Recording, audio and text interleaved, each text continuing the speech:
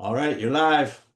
Good morning, everyone. This is Mortgage Pros 411. I'm Audrey Boissono with Kevin Casey, and today we are joined by Sue Woodard. Oh my God. Hey, everybody.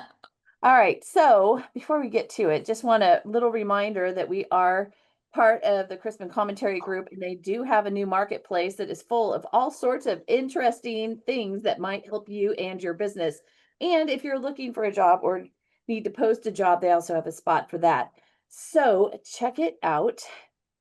And let's talk about what's coming up this week because we're going to have the second read of Q2 GDP, and on Friday, the always important PCE, the Fed's favorite measure of inflation.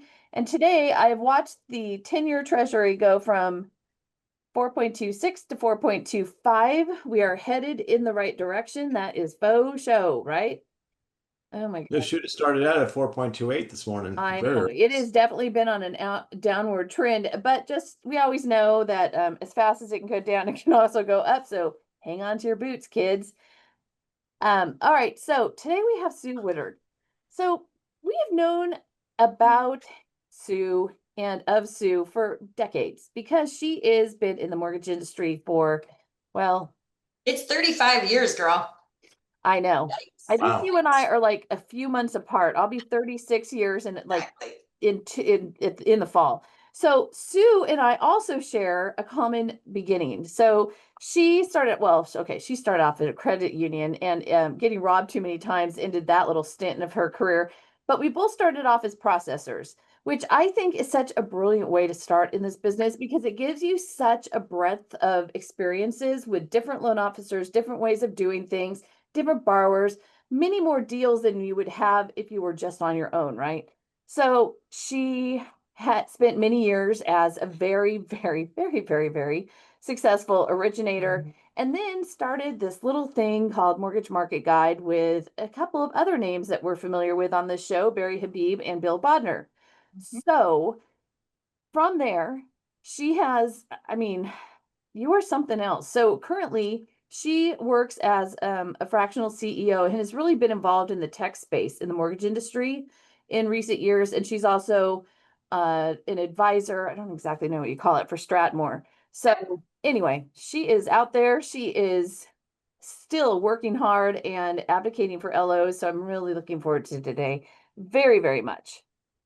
Thank you for having me. I mean, truly, I've been in love with this industry since the beginning, and it's like any long-term relationship. You have good times and not so good times, but it's one of the things that I fell in love with about you, is that you have a heart for the industry, you have a heart for the people that we're helping, and you have a heart for loan officers like I do as well. So I'm just super glad to be here with you and Kevin.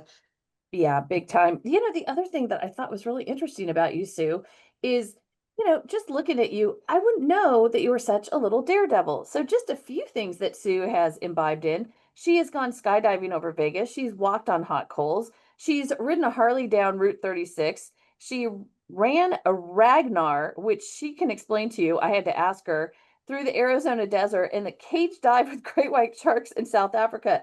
So, you're multifaceted, my dear. Yes.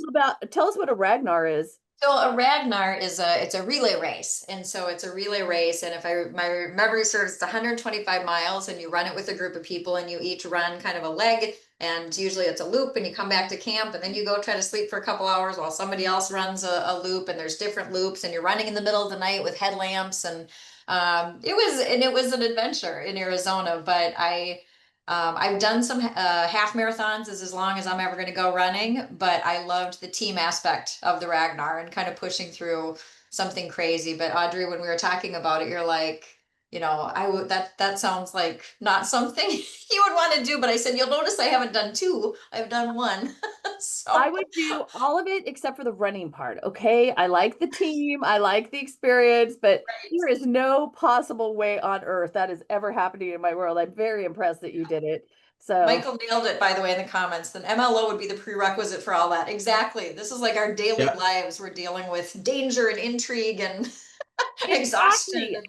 exactly. So Audrey, Exactly. you've done some crazy things yourself, haven't What? you? You've done some crazy things yourself. Go out sailing in the middle of storms and Ooh. Yeah, but we don't have time for any of that crap, but yeah. I do. I love to ski fast, and I definitely have spent a fair amount of time in water on a sailboat that would scare the crap out of the average person. So, with all that, we will. By the way, it's so funny. A couple weeks ago, someone sent in some comments about an episode that they liked, and I almost never watch. I've only watched the Dave Stevens episodes we did because he was supposed to come on the Tuesday after he died, and I couldn't figure out how to fill that spot. It was impossible. So we decided to do a tribute to him. So I listened to those. Very hard for me to watch myself. So I watched the episode that they were commenting on, which happened to be the Rob Chrisman episode, the last one we did. And I have a note here that says, "Stop saying with that being said." That was my number one takeaway. There were a couple other things that I said with annoying frequency, but that was the one that I'm like, okay, don't say You that. cannot watch your own videos, girl. Oh God, it's But like a with that nightmare. being said, let's move forward. Yeah, exactly. Some people like watching I'm themselves. done. I'm not that person on any level. So, ugh. All right, moving right along. I wonder if that's one of them too. I Don't you? think that is. What? I believe that is. Moving right along. Yes, you say that quite often. Oh yeah. You know At what, least we're not Jill? circling back. I just don't like when we're circling back. That's one of my least favorites. So Jill pointed out I like to drive fast. That is 100% true. I love it. 100%. Okay, here we go. So there is a lot going on as usual. So we are doing NMLS classes, by the way, all over the state of California. We are happy to do them in other places if somebody decides that they would like to help put that together. Get your NMLS done, get it out of the way, and do it live because you actually get it done in the 8 hours versus sitting there for 4 hours, like our friend told us happened to her last year. Sat there for 4 hours. They never called her, never, notified her. Apparently, they put it in the chat, which was going very quickly. She didn't have enough of her torso showing in the video. So she sat there for 4 hours paying attention and then only to find out she was kicked out of the class and had to do it all over again. And then Kevin was saying that he had heard of situations where they're now going back. NMLS is reviewing all the videotape videotape. God, I sound like I'm 150 years old. They're looking at the videos or whatever we're calling them these days of people sitting in NMLS classes and deciding later that you didn't do it right. Yep. And then you think you're done. No, dude, you are not done. They can tell you you got to do it again. And maybe it's December 30th, or maybe it is. And by the way, whose job is it to look at all that? I think it's AI does it. Maybe. Honestly. Oh, God, it's Probably. nothing. But I sat through a class and I was watching one guy and he was like constantly talking to other people. Like, you could just tell he's having conversations with people. I'm like, you are not paying attention to the class, and they're going to pick up on that and they're going to send you a nasty little note saying, sorry, you don't get credit for that 8 hours you just sat through. You got to do it again. Yeah. Yeah. Brutal. So do it in person, do it with someone who does it right so that ends up not blowing up in your face also, and just get it over with. So there is a lot to talk about this week. I don't even know where to start. I think where we're going to begin is Jackson Hole. So Jackson Hole was last week, Jackson Hole Symposium, and this is the place where the Fed often broadcasts what their next steps will be. So Uncle Jerome got up and he let us know that what he is thinking and what they are thinking collectively is they're still going to follow the data, but he did acknowledge that the tariffs were visible. I thought that was a pretty funny word for it. They're expecting higher inflation, but they think it's going to be temporary. And thank God he didn't use the word transitory. Thank God. That was such a misstep a few months ago. Acknowledge that the job market may be weaker than they thought it was. Really, really. Okay. And we would probably have a 25 basis point Fed funds rate decrease. God, that was really hard to get out in September. So the Fed meets September 16th and 17th. We'll have a decision on September 17th. But I would just like to point out that a lot is going to happen between now and then. Would you like to know what? Well, I've got it right here for you. We have PCE on August 29th. We have BLS September 5th. We have QCEW September 9th. That's the Q1 2025 QCEW. We have PPI September 10th and we have CPI September 11th. So recently I found out that my hair person, who I adore, is watching our show. Apparently we throw around a lot of acronyms that she has no idea of, but she is familiar with Google. So she seems to be keeping up. And she says she's learning, which I think is great. So PCE is the Fed's favorite measure of inflation. We know that's important, right? They're really going to look at that. They're looking for a core PCE of 2%. But BLS is, in my opinion, going to be very, very interesting because we have a different BLS head at this point. And what is going to happen with those numbers? And if that person or that agency now delivers what is expected of them, we're going to have better numbers, which are not going to be great for things like indicating what's going on with jobs. I have a lot of questions around that BLS jobs What do you report. mean? You think they're going to report higher numbers just to make the president look good? I hope not. I mean, I really hope not, but I don't know.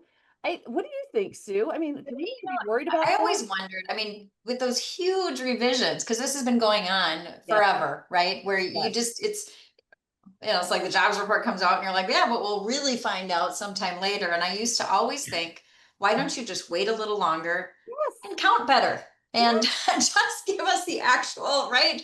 Like, so it's going to be interesting to see how these shifts happen, because there certainly is going to be all eyes on these jobs report, given some of the shakeups. And so I tend to think that, I'd like to think actually that it would just maybe be more accurate, but I also do understand I do understand the point of revisions. It's just when the revisions are higher than the actual first number, that's when you kind of start to struggle with it. But I do think that because there's going to be so many eyeballs on it from both sides of the aisle, and everything is partisan and political right now, it seems, I would kind of expect that if they have any latitude, they're going to be playing it very safe. I would think so. I would also think that I've noticed that when we get a really great jobs report, we think it's total BS. But if we get a terrible jobs report, we think they're right on the money. And I would like to point out that they can't be committing fraud on both ends of that, right? So they revised the way they were looking at jobs numbers. My understanding was in June. So things were a little different, but it's also, as we've taken a deeper dive into this in recent history, it's become very, very clear that the BLS is operating off of surveys and not necessarily real data until we get to QCEW, right? So it is dicey. And anytime you're figuring out monetary policy based on surveys and not data, I think that's tricky. I don't understand why we're doing that. And to your point, Sue, when I've pushed back on economists on why on earth are we using data that is so flawed, and why don't we wait till we get the correct data, their response was it was better to have flawed data than have old data. I'm like, okay, as a How about PhD recent data economist, that's good? How about that? Why don't we work towards that goal? Instead of using the mail that, even countries are eliminating their mail service now.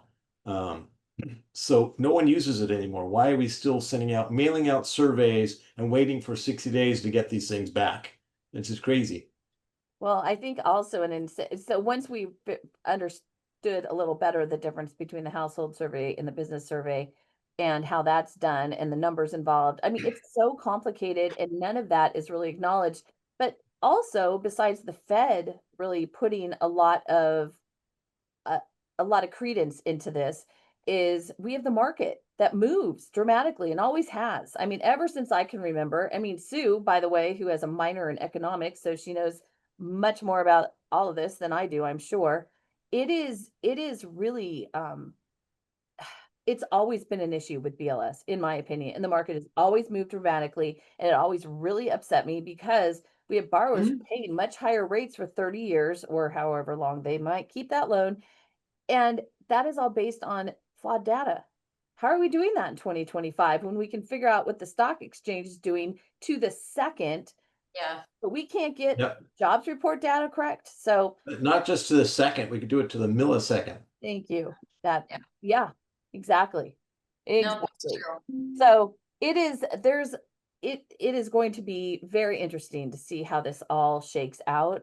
And we have a lot that is happening between now and September 17th, which by the way is way less than a month away. So buckle up. And if it's time for some of us to get some medication so we can get through all of this, get on it now, because I think it takes a little while to take effect. All right. So next, I mean, the elephant in the room is fraud, right?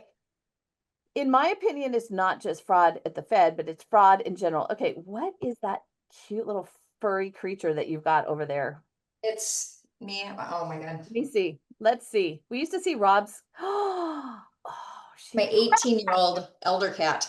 I got matching eyes. Yeah.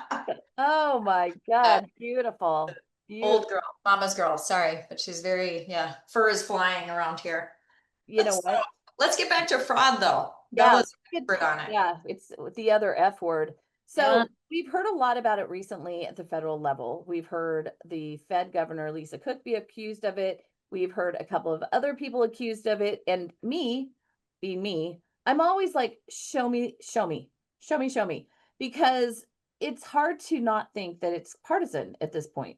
Because we're Mhm. only hearing about people on one side of the aisle being accused of it. I know, I'm sure there are people on both sides of the aisle. But back to our conversation with Bill Simpson, Bob Simpson, geez Louise, a couple of weeks ago or whenever that was, where he was talking about the GSEs bringing in Palantir Technologies to audit these files and root out fraud. It's not surprising that this is happening. So, Sue, tell us what you're hearing on this, and let's take a dive into the latest thing with Lisa Cook. It is. It is. It's getting, it's interesting because everything is so political and partisan right now, which, and I wish it weren't. So I think when you're talking about fraud, I'd love to see there's all kinds of things, including, dubious stock trading, things. And I'd like that applied to all of Congress. And let's talk about that. But if we think about fraud, I agree. Of course, I think the current administration is definitely saying, hey, you want to play these games? We can play these games too. And so here we are with the latest ones on the mortgage fraud being, of course, Cook at the Federal Reserve. And then you've got Letitia James and Adam Schiff are the ones kind of in the hot seat.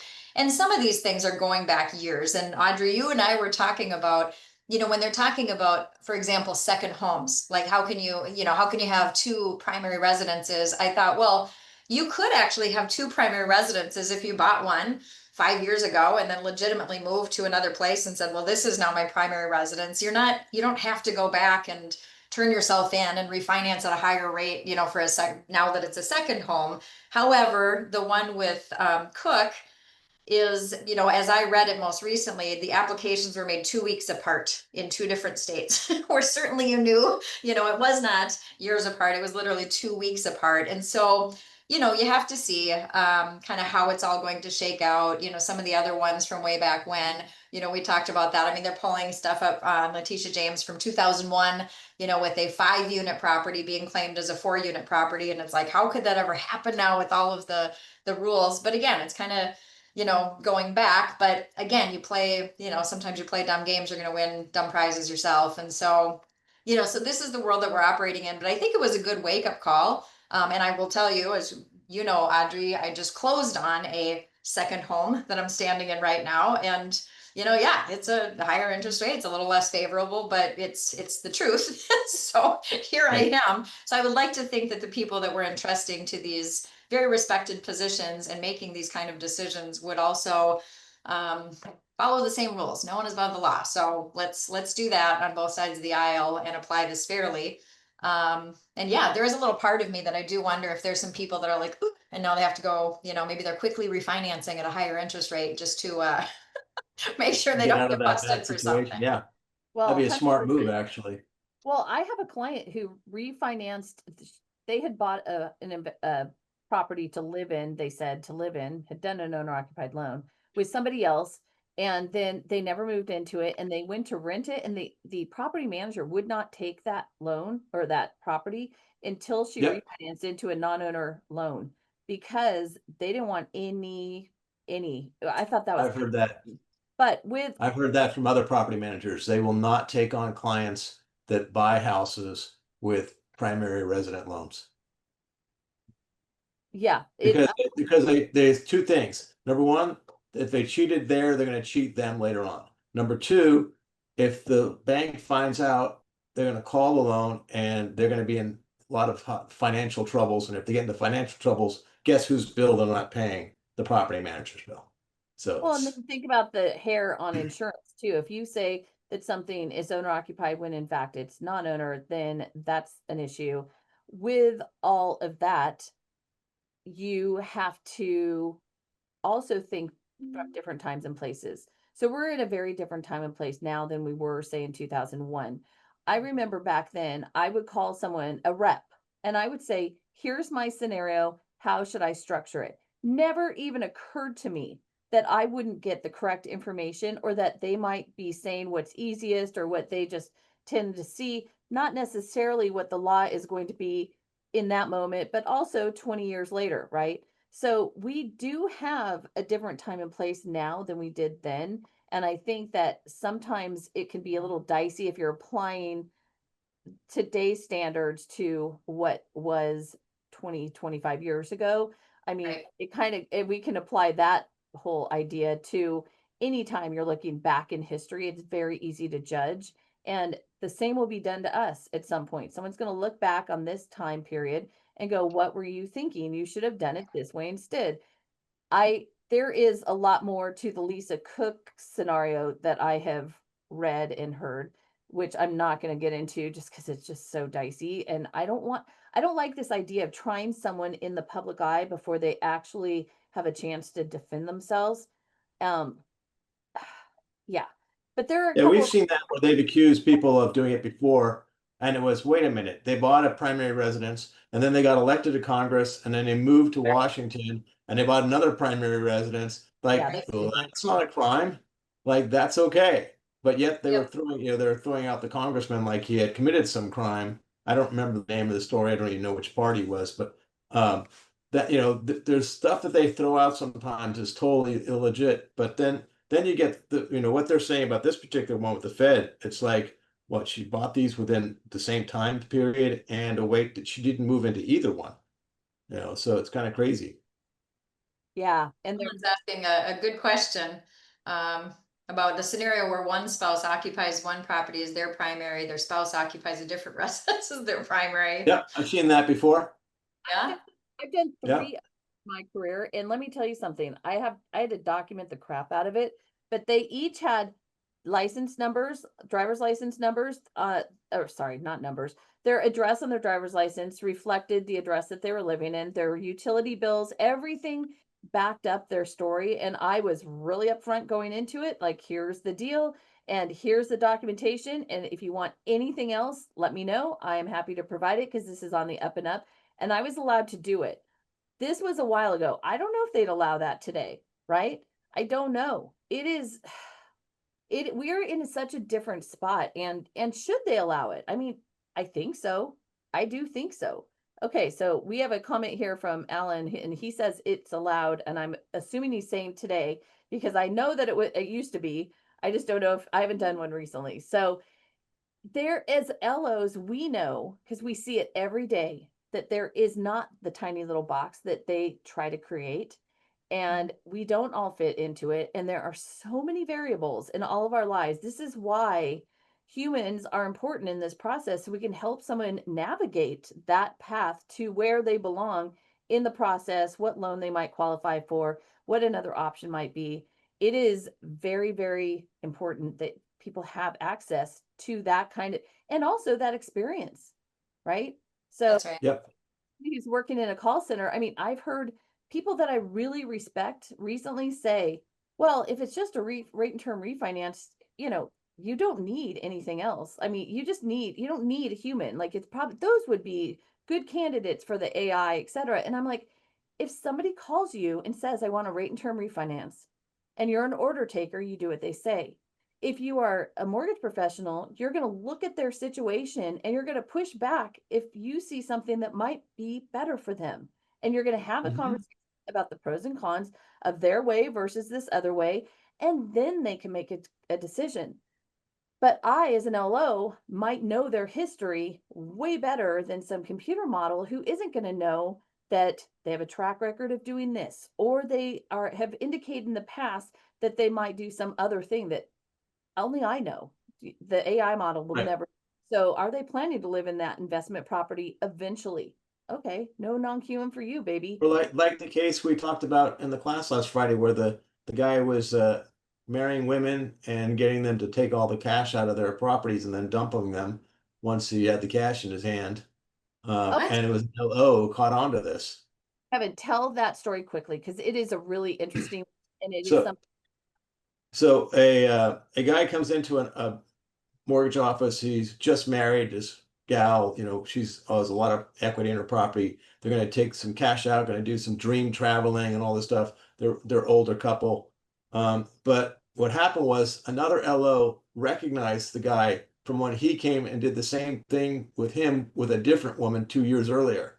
And he picked up on the fact that, wait, this guy's got a pattern. And he was able to allow the authorities onto what he's doing, and they busted him for this. Yeah. So Like an episode of Dateline. I mean, that's like, wow, yeah, that's something. yeah. But see, a computer would never catch that. Right. I think that's such a good example of marry someone who has equity in their house, drain them for all they're worth, divorce them, move on to the next one. A human picked up on that. A human who was across the office in a place, not so again, it is people, the bottom line is you cannot commit fraud. You can't facilitate fraud. Yeah. You can't pretend it's not there. You can't think that you don't know what's going on. You have got to guide your people to do And that. especially if you're in California, now it's a federal or a felony. Felony. Yeah. Yes, it's a Yeah. felony in California to And, especially occupancy fraud. it is interesting when I think back, because again, having been an originator, for many years, and from a long time ago, it is interesting. I remember new people coming into the business when we didn't have NMLS and all of its, joys and pains, but they didn't really have training. And I remember loan officers saying to me, well, I'm just going to wipe this thing out. And I'm like, no, you don't just wipe the thing out, or you don't, but it was almost like it was a game to it's a game to get them into the house, and you just figure out any way that you can do it. And you just have to make it look a certain way. And but we all know better. I mean, most people in the industry now, and I expect many of your listeners are very experienced. Like, and ultimately there was times I'm like, come on, you have to know that you have to know in your guts when something Yeah. is right. And I certainly Sometimes I've not lost even your business gut. over years. Sometimes it's not just in your gut. Like I've had realtors like pushing me to do stuff Oh like yeah, this, and I'm like, yes, no, I'm not going to do that. And yes, then they're like, well, so and so will do that, yep, and I go, what's the name of so and so? And I look them up, and I'm like, if that loan closes, I'm turning so and so in. And the one time it happened, fortunately, they chose not to close a loan because their broker talked them out of doing it that way. yeah. Yeah, it's good, but it's like, to your point, there's nothing is worth, I mean, in life as well as business, nothing is worth your reputation and your Yep. integrity. And so, yeah, it'll be interesting to see though, as these cases unfold and, we see how much of it is politics and how much of it is reality. But it's a pretty good wake up call. Like I said, it's a good shot across the bow for everybody out there who might be thinking about things like this. So, but here we are. I think you're totally right. And I think that having this kind of awareness and publicity, again, I would like to see it after somebody has been convicted of a crime, not before they're even formally charged. But if you, so I talked to an LO broker, she was a broker recently, and she was asking me, she goes, what do I do? Like, I think she was thinking back through the loans that had been done. And now what? What the hell do you do? And also, if you're in an environment where there is a lot of awareness and acceptance of this kind of behavior, it is hard to push back against it. You are competing against people who are not following the law. They're not worried about what the right thing to do is. They're not worried about what is in writing or the consequences. They just follow dollar signs. And that is why I am such a big proponent of raise the bar so that the barrier of entry into our profession is such that you cannot just come in, grind of loans any way you can, get paid, and then leave because they don't give a slight anything about the consequences or whether it's right or wrong. They just want to get paid. So That's right. Yeah. that's what we're dealing with, and it makes it very difficult. So stand by on all of this. It is very, very new as far as the information that we have. But okay, so let's talk about something a little brighter. Home price appreciation in June. It was up. It was up. So that's great. Nationally, your area, you always have to know your area, but it was up. And actually, the seasonal adjustments, even though they showed that they were down for both Case-Shiller and FHFA, it's because the seasonal adjustment expected more of an increase in June versus what they got, which was the non-seasonal adjustments were actually positive for Case-Shiller. And so it's something as your clients are thinking, oh God, the sky's going to fall and everything's going to, no, kids. I mean, there is a housing shortage still. It is something that there's a lot of pent up demand if the estimates are correct. Even the new home sales were, it showed month over month that they were down 0.6, but there was a huge revision for June. And so actually the annual sales pace increased in July over June. So it is a positive for us. Yeah, I'm finding it to be balanced right now. But I'm finding it to be a pretty balanced market where people are making offers, and if it's a legitimate offer, they tend to be getting into contract. Versus, a couple of years ago, especially during COVID, you'd have 10 clients, they'd all make an offer on the weekend, you're banging out 10 pre-approval letters, and none of them went into contract. That was just so disheartening. well, also for people who are waiting for the rates to come down, year over year, according to MBA mortgage applications, purchases are up 23% and refinances are up 23%. So you really have to look at your business and think, is my business up 23%? If it isn't, then you're below the national average. And the only thing you could do is ask yourself, why? What could I be doing better? What is it that other people are doing that I'm not doing? Am I still waiting for the rates to come down? Because I keep hearing conversations about that, and I want to just keep reminding everyone that we closed 5 years of business in 1.5 years, and then all of the pieces of garbage who just came in to follow the dollars left, and we were left with the hangover from that, and it was ugly and it was awful, and I have not enjoyed one single second of it, and I don't want that again. So I just want semi-stable rates. My clients are not all obsessed about what the rate is today. And frankly, if you run the payments between 6 5/8 and 6.5 or 6.25, it is not earth shaking. And it isn't, I would point them to the fact that the average car payment, what was it, $745 a month with 20 car payments over $1,000 a month. And again, examine your Uber Eats bill for the month and let's see why you think that a house is unaffordable. So it is very yeah, we have to keep focusing people on the reality, not just the headlines that are in the news all the time. Yep.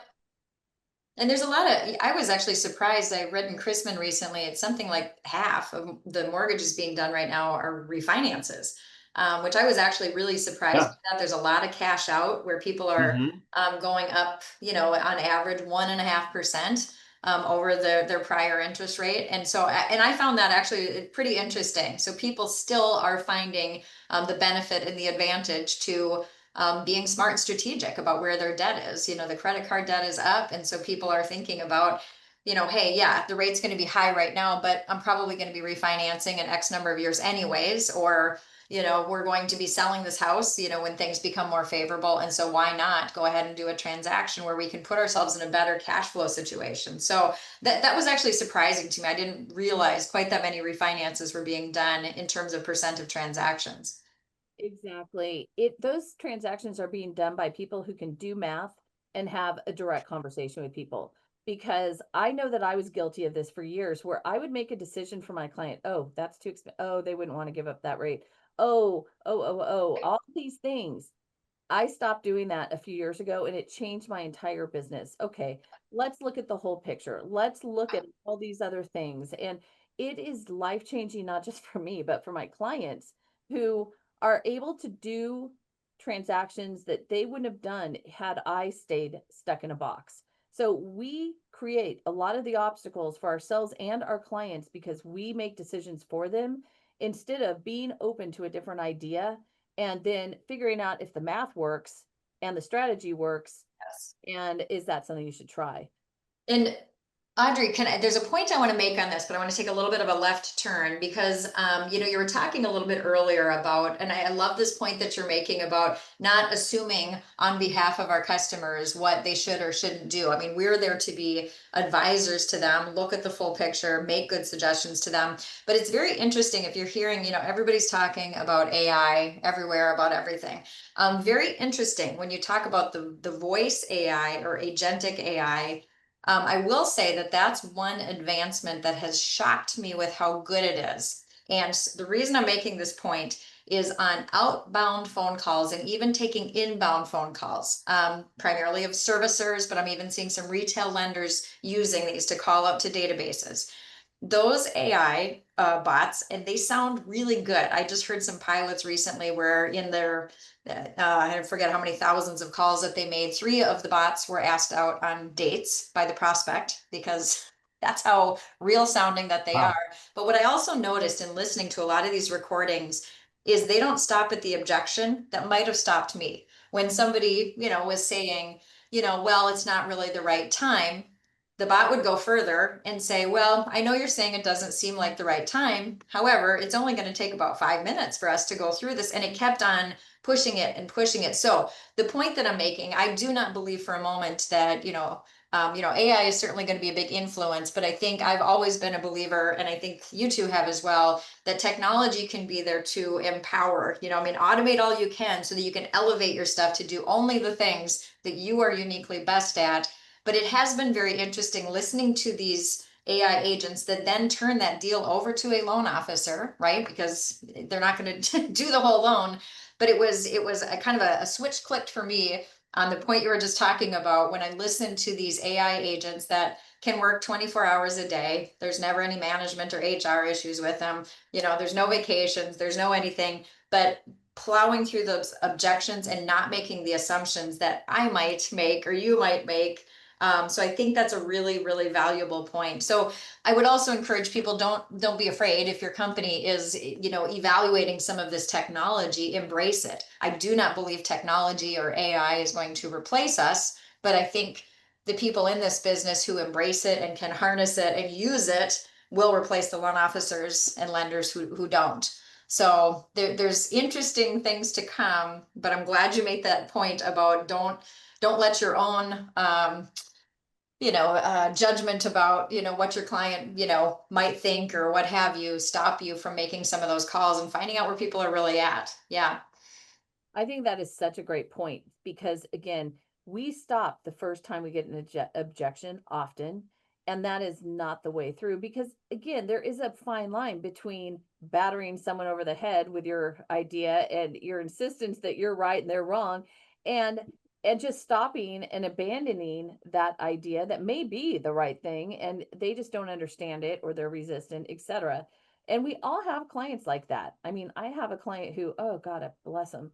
I mean, he is a tough, tough, tough nut, but we've developed this relationship. And so I've learned how to work with him and understand like what he's thinking or worried about, et cetera, and move through it. I saw recently an AI sales training that fascinating and could be really useful for people who would like to up their skills, but not have to deal with an actual human in the middle of it. And it would push you, I would think. And I agree, it does have its pros and cons. And I think we all need to be open to the idea that maybe there is some way to embrace this and incorporate it into our business. Again, it will never know that the client said to me at lunch one time that they're planning to move into that investment property someday. It's never going to know that. So Right. you could very easily suggest you should do a non-QM refinance or purchase because the rate is better, the terms are better, et cetera, not knowing they're going to have to sign a form that says they'll never live there and they plan to. So it is it is really going to be interesting to see how this all plays out. And we all need to stay open to it, in my opinion. You have a lot of ideas around how LOs can really thrive in this business and how you could, and if you are in a position where you can support LOs, how you could do that. Why don't you share some of that with us? Yeah, I mean, I think one of the most important things right now is, I love how you say we did 5 years worth of business in 18 months. And so coming out of that was just, obviously it's been a longer dry spell and tough time than I think more people expected. However, there are deals being done. And I very much like what you said earlier about if your own business is not up X%, then you got to look at what you're doing and where are you not retaining your own database. So I'll go to the database for a moment. And one of the things that I think is really important is just that curation of your own database. I mean, it's like if you wake up and man, there's like, you don't have enough to do in the day. I mean, just, really reaching out to that database as you're talking about, checking in, making the notes on this, what's going on, who in your family might have something going on. I mean, it's kind of like the old school things. However, reaching out right now, we know that retention is abysmal in this industry. There's so much runoff from our own databases as well as, just, out there in the industry more broadly.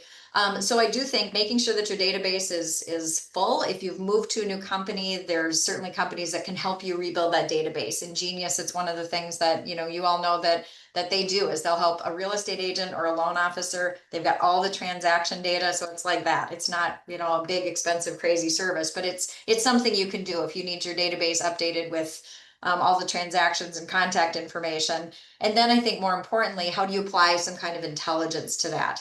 How do you look at that? And again, there's a lot of systems out there that will do it. Sales Boomerang, which is now Trust Engine, Total Expert. There's intelligence systems that will go in and find those opportunities and raise them up to you. So I think I've always been just a huge believer in, like I said, going back to that database, having those conversations. And also being aware of where those real estate transactions intersect with the agents that you're working with on a regular basis, making sure the agents have their databases up to speed. I mean, I just think data is where we have collected so much data in this business, but I think across the board, we have really failed miserably to really harness it and do a lot with it. And nothing is more frustrating for a customer. And usually the experience that they'll get is that they'll do a transaction, but they have a disjointed experience where they're like, I've already shared all this information with you. Why am I having to do this again? Right. And so looking at that, what does that customer journey look like? I think at a, if you're a loan officer listening to this or supporting a loan officer, this is a fantastic time to be extremely mindful and really take a good hard look about what does that journey look like to work with you? What does it look like for somebody that is sitting in your database? What kind of communications are they getting? I think very often we go on autopilot with some of that and we don't look at it often enough. At Stratmor, we do a lot of secret shopping, and I can tell you that the experiences, and I'm telling you with live loan officers, the calls that I've heard recordings of, and this is in this market, not in a crazy market where everybody's too busy. In this market, the experiences that consumers are having right now are abysmal. And so I would love for more of the people who are the trusted advisor, hang on to your own database. You be the person to reach out and make sure that you are going to be the person that's going to be on their brain when they're looking to do that next transaction or they're talking to those family members. I think we can lay an incredible groundwork now for the days that are coming. I mean, again, this has lasted a lot longer than people thought it would. But here we are. And these are the times that anybody that I know that's been super successful in this industry will say, these are the markets that, that really challenged them to become what they were in terms of their success. They didn't, have their success in the great times. You said it a minute ago, you had all these people flood into the business, make some money, and then, flee back out like rats. It's the people that are still in this business breaking through those brick walls that are they're there not to keep us out. They're there to keep the other people out, right? We're gonna bash through the brick walls that we've got right now because the bar is high. It's tough to be in business right now, but you have the opportunity. The other, another big thing that I think is really important to do is look into the tech stack that you currently have and make sure you've got it optimized. There's a lot of loan officers that I will talk to that have systems that are being made available to them, either free or at a discount from their company, but they just haven't taken, the time to, or maybe they kind of know it, but they haven't looked at it in a while. And there is probably a lot that has been invested in that technology to make your life easier, to help support your relationships with your real estate agents, to help keep really good communication and great information going to your customers, to see those opportunities rise up, but you don't know unless you go pursue it. And quite often I'm talking to leadership at a lender where they're frustrated that they can't get their loan officers to look at all these great things. They say, I'm standing here with this goodie bag of technology that we've invested in and nobody will use it. So don't be that one. Go invest and look, take some time to really look at that tech stack and make sure that you are squeezing all of the juice out of the things that you have available to you. As I said, I mean, I think technology is there not to replace us. I still feel like this is such a human, especially with purchases. Purchases, I mean, I just have gone through it myself. And how many transactions have I originated in my life? And it's a good reminder every time one of us in the industry goes through our own transaction. It's a good reminder that there's real people with real life and real stress who are freaking out about how do I get my old, cat transported over, and how far away am I from X, and I don't even know where to grocery shop anymore, and I can't get my nails done. I mean, it's just, there's all the ruckus and stress and financial and everything else that is behind every single, when we talk about a unit or a transaction, it's real people and they need a real guide to help them go through it. So it's interesting. I was listening to a Freakonomics episode on multitasking recently, and they were talking about how bad the average person and even above average people are at multitasking. And while I was listening to this, I was thinking it reminds me of LOs being asked to embrace all these different widgets in tech. And I remember going into a meeting and they threw like 8 amazing things at me, and I walked out and didn't do any of them because it was just too much. Because while you're trying to do all those things, like take care of your clients and make sure their loan gets through, and you're supposed to market, and you're supposed to process, and you're supposed to do all these different tasks within the process, we're also being asked to learn 8 different systems at a time to do all these magical things. And it's often too much. And then you go on overwhelm and you don't embrace any of them. And I heard, and you will know this much better than I, that recently companies are looking at what they have brought into their tech stack. They're getting rid of things that people aren't using. But I have implored the tech people, please make this like an iPhone, where you can just hold it and figure it out yourself. Not you need some huge in-depth training.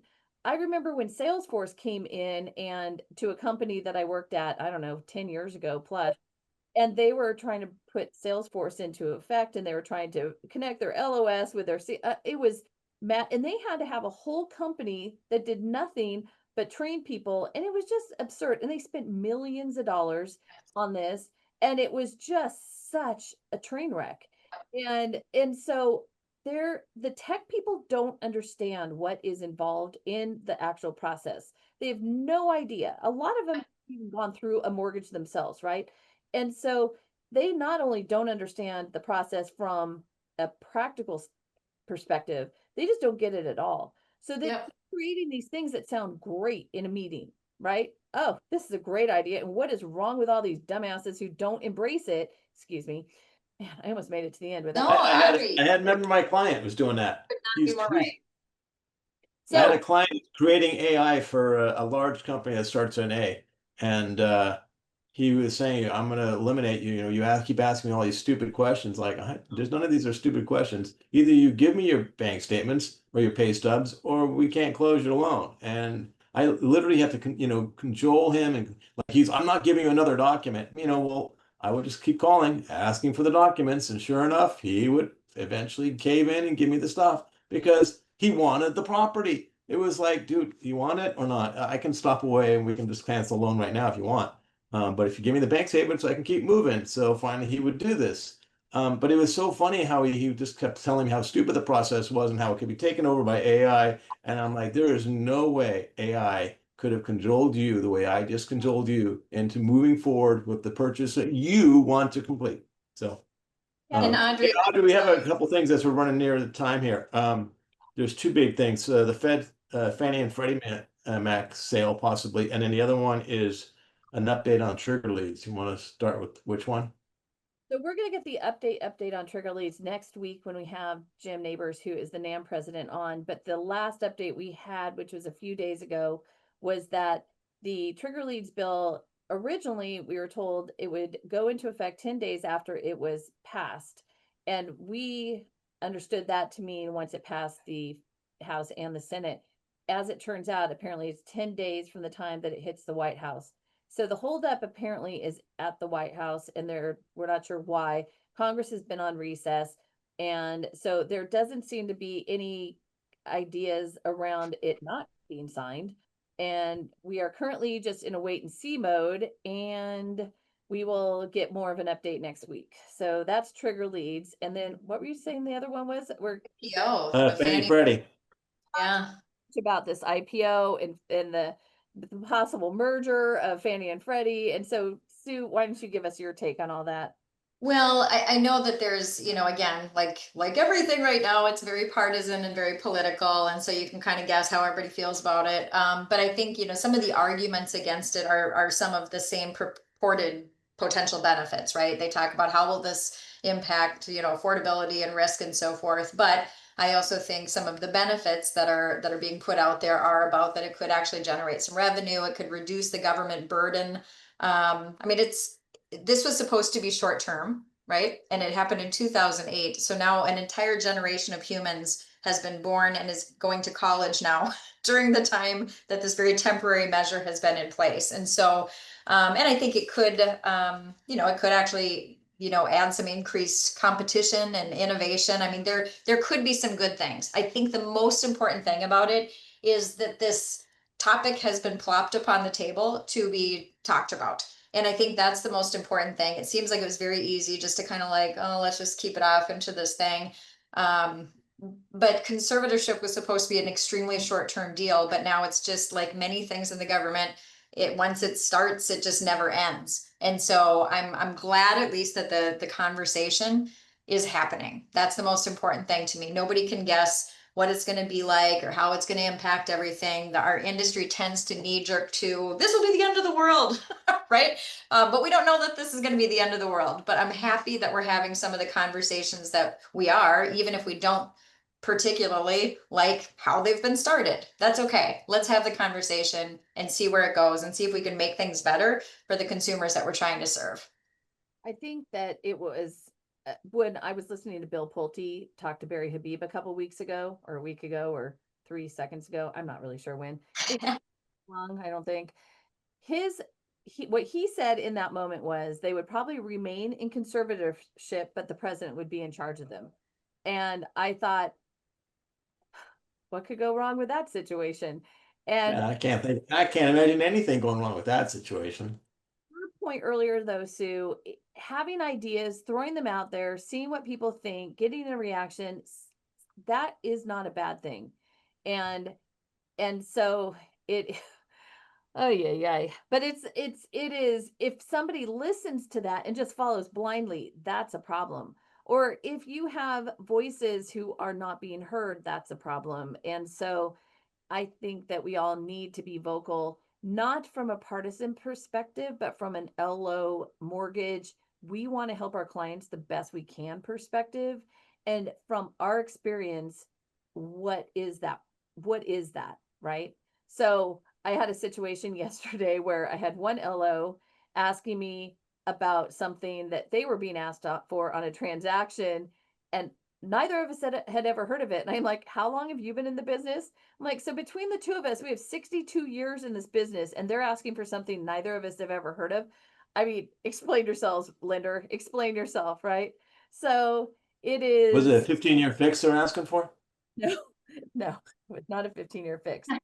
So we have a comment here from an underwriter. She says, Lisa, as an underwriter, I've always said, I'll trade you $500,000 for a bank statement, which I think is such a great way to put it. And it is exactly how I framed it to my clients. I tell them, I said, you want enormous amounts of money and they want paper and they want the truth written on it. So make sure that you're giving me a real bank statement, make sure that what you are giving me is correct, but just stop whining about that. And I have that conversation up front with them, and I typically will frame it and I'm sort of laughing, but then when they come start whining about it, I'm like, remember when I told you there is no logic here? Don't look for it, don't expect it. Just there are things, if I can get rid of it before I come to you, I would have. But if I'm coming to you and saying I need that, give it to me. Don't give me any crap. Yeah. So Speaking of AI and conditions, though, I would love to take loan conditions from the underwriter and put them into AI so that they are in English to the borrower. Because that's what I spend a lot of my time doing, is translating the 29 conditions I have on a loan, condensing them, combining them, and then saying, okay, I just need your April bank statement. I need your, June pay stub, and I need, so simple tasks for a client versus the underwriter speak that we get when we get loan conditions. So that would be a sweet thing to combine, Well, I'll make share it one more. idea on that, because I think part of it is expectation setting. If people expect, oh, it's all just going to be fed up from the internet or what have you, and they're not expecting to be asked for something, that's where the trouble can come. But one of the things I used to do is I would tell them, gosh, I'm so glad that you're working with me as your trusted advisor, but there's 39 things that might happen during this transaction. And I would list, here's all the 39 things that could possibly happen. And, now I'm here to guide you through if any of those 39 things should happen, including asking for another bank statement that you feel like you already gave me, or asking for another whatever. And then I'd call them up and be like, you know what? It's number 17. And, Yeah, and I I know this, remember that from me. so setting the expectations though. Yeah, I think I But I learned do that from you agree. a long time ago, way back in the day. Yep. And I like that. Jill calls it a little turbulence. Exactly. Yep. oh, Yep. the same could be said for realtors who are having to validate their existence right now at a rate that they probably haven't experienced before. And while there are a enormous chunk of them who should go admit that they're not actual realtors and move on to something else, the actual professionals in the business are so valuable and so important. So when we have a borrower who goes into contract, then has a heart attack like a few days into the contingency period and wants to lower the price by $48,000, if you have two professional realtors who are in that transaction, the deal can be saved. If Mhm. you have inexperienced realtors who don't know what the hell they're doing, they've never had to negotiate a single thing in their life, they just thought they had to, have a listing and make a ton of money, then those are two very different outcomes, right? So it is something to remember as we move forward through all of this. It is important that we are all always learning more, training, doing some sort of education. And again, as we are not in the same office, Sue, I know that I learned so much by being in an office with other people where I heard about not Yeah. just transactions, their solutions. How did they react? How did they handle different things? I took all of that. And a lot of these poor loan officers these days don't have that. Yeah. And I think it's rough. I don't know how they learn all that. Tell us. But that's also what you've built here. I mean, you and Kevin have created a community of people. There's already some good lines in the chat where it's like, ooh, that's a good one. We'll have to use that. But Yeah, I and wrote down the $500,000 one into my yeah, little notebook. yeah, there's good stuff. But you've created a community of people so that people can still come together. And I know everybody on the line is grateful for that. Um, Terry Buckman, who I miss so much since she retired, she called us the water cooler. We are the water cooler in the office that people used to have. So, and Michael put a note in the chat where he was talking about an underwriter who asked him to prove that the apartment building that his client was living in, he didn't own it, and that they were renting and moving out of. So it is. It is, yeah, we get some wild ones, but again, you work through them. And if you can't, you don't use that lender anymore, or you escalate it, or we have a million solutions. So as we are finishing up today, I would just like to remind everyone of being busy. And Kevin and I started this show 5.5+ years ago in the middle of the biggest, busiest market we'd ever had ever. And I remember as we moved through that and people kept going, oh, I'm so tired. I just need a break. And I kept saying, I'm going to slap you. Do you realize what you are saying? We go in cycles and you will get a break and you're not going to like it. And of course, I never ever am able to anticipate the depth and amount of time involved in these different cycles. And so, but I was very clear, like, be careful what you wish for. So don't be whining when it gets busy. Do you understand me, people? Embrace it, be grateful, and we will definitely be excited when things are they're just gonna be different. They're not gonna be easier. They're gonna be you're gonna be fighting over the lowest eighth in a rate. You're going to be it is just crazy. So there you go. Yeah. I've got one parting thought, if I may. There's a whole Yeah. bunch of going through the chat right now, and I A can't. lot going on in the chat, but I know we got to wrap, but and it's, as you said if it's a good episode, it's going to fly by, and it kind of flew by. So I enjoyed this very much. Thanks for having me at the water cooler. But the quote that has been hitting me lately with everything being so political and partisan is there's an old quote, I think it's Aristotle who they attribute it to, is that it's the mark of an educated mind to be able to entertain an idea without accepting it. So it is okay to entertain a lot of different ideas from a lot of different people out there. You don't have to accept it. You don't have to fight it. You don't have to agree with it, but it's an educated mind who can at least listen to it and proceed thoughtfully. So I'd encourage everybody to do that in this crazy world that we're living in. Just take it in and, keep moving forward. Oh, God, I love that so much. That was the best way to end. Thank you so much, Sue. We just adore you, and we will look forward to seeing you again sooner rather than later. There are lots of loans out there, people. Go find them, fund them, and you will be happy. It doesn't matter what the rate is. Have a great week, everyone. Mwah.